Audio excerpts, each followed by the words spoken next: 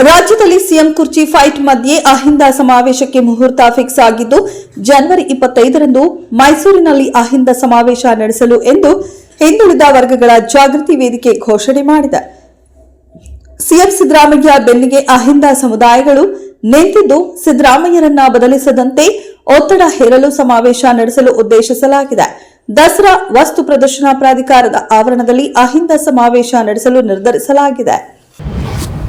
ಕಾಂಗ್ರೆಸ್ನ ಜಾತ್ಯತೀತೆಯ ಕಲ್ಪನೆ ಮತ್ತು ಮತ ಬ್ಯಾಂಕ್ ರಾಜಕೀಯದಿಂದಾಗಿ ದೇಶವು ಇನ್ನೂ ಸಮಾಜದಲ್ಲಿ ಹಿಂದೂ ಮುಸ್ಲಿಂ ಸಮಸ್ಯೆ ಎದುರಿಸುತ್ತಿದೆ ಎಂದು ಕೇಂದ್ರ ಸಚಿವ ನಿತಿನ್ ಗಡ್ಕರಿ ಹೇಳಿದ್ದಾರೆ.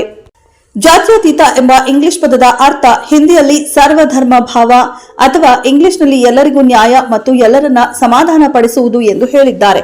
ದೇಶವು ಇನ್ನೂ ಎದುರಿಸುತ್ತಿರುವ ಈ ಸಮಸ್ಯೆಗಳನ್ನು ಸೃಷ್ಟಿಸಿದ್ದು ಕಾಂಗ್ರೆಸ್ನ ಜಾತ್ಯತೀತವಾದ ಮತ್ತು ಅದರ ವಿವರಣೆ ಎಂದು ಗಡ್ಕರಿ ಸಮರ್ಥನೆ ನೀಡಿದ್ದಾರೆ.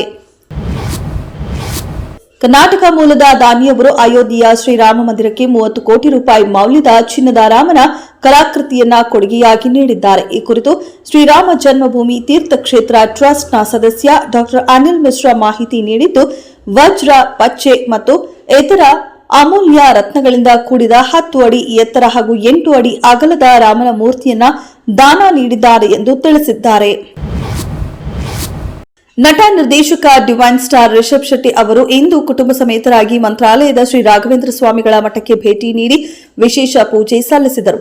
ಬೆಳಗ್ಗೆ ಮಂತ್ರಾಲಯಕ್ಕೆ ಆಗಮಿಸಿದ ರಿಷಬ್ ಶೆಟ್ಟಿ ದಂಪತಿ ಮೊದಲು ಗ್ರಾಮದೇವತೆ ಮಂಚಾಲಮ್ಮ ದೇವಿಯ ದರ್ಶನ ಪಡೆದರು. ನಂತರ ರಾಯರ ಮೂಲ ಬೃಂದಾವನಕ್ಕೆ ವಿಶೇಷ ಪ್ರಾರ್ಥನೆ ಸಲ್ಲಿಸಿ ಆಶೀರ್ವಾದ ಪಡೆದರು.